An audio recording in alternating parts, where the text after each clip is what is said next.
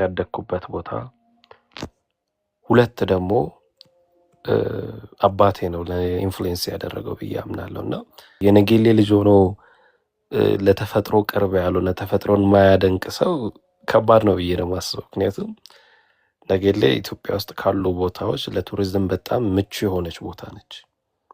ኤቭሪቲንግ ኢን ዋን ፕሌስ ያለበት ቦታ ነው።